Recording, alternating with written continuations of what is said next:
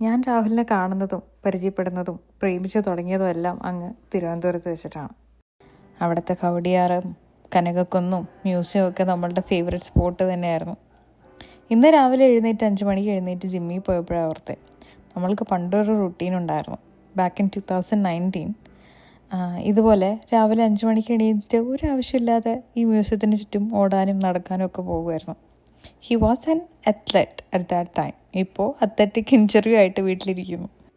മ്യൂസിയത്തിന് ചുറ്റും ഓടാനും നടക്കാനും പോയപ്പോൾ കിട്ടുന്ന ഒരു സുഖമൊന്നും എനിക്ക് വേറെ എവിടെയും കിട്ടിയിട്ടില്ല കേട്ടോ. ആ സമയത്ത് മോർണിംഗ് വാക്ക് എന്ന് പറഞ്ഞ് എല്ലാ പ്രായക്കാരും അവിടെ കാണാറുണ്ട്. രാവിലെ പ്രഭാതം പൊട്ടിയുണരുന്നതും ബാക്ക്ഗ്രൗണ്ടിൽ എവിടെയോ സുപ്രഭാതം പാടുന്നതും കിളികളും കുരുവികളും ചിലയ്ക്കുന്നതും, അത് കഴിഞ്ഞ് നേരെ ഒരു ചായയും പോയി വാങ്ങിച്ച് ലോകകാര്യങ്ങളൊക്കെ പറഞ്ഞ് തമാശകളും കളിയും ചിരിയായിട്ട് അവിടെ കുറേ നേരം അങ്ങിരിക്കും. ആ ടൈമിലൊക്കെ we were just secretly dating. ഈ റിലേഷൻഷിപ്പ് മുന്നോട്ട് പോകാതിരിക്കാൻ പല തടസ്സങ്ങളും ഉണ്ടായിരുന്നു. പക്ഷെ അപ്പം മുതലേ നമുക്ക് പല ഡ്രീമുകളും ഉണ്ടായിരുന്നു. ഇതുപോലെ പുറത്തു പോകണം, രക്ഷപ്പെടണം, ഒരു ലൈഫ് ബിൽഡ് ചെയ്യണം എന്നൊക്കെ. ഇന്ന് കുറേ വർഷങ്ങൾക്ക് ശേഷം ആ ഡ്രീമിലാണ് ഞാൻ ജീവിക്കുന്നതെന്ന് ആലോചിക്കുമ്പോൾ I feel so grateful and happy.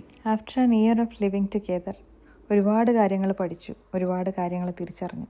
അതിലൊരു കാര്യമാണ്, there is nothing about perfect relationship. It's always about making it perfect together.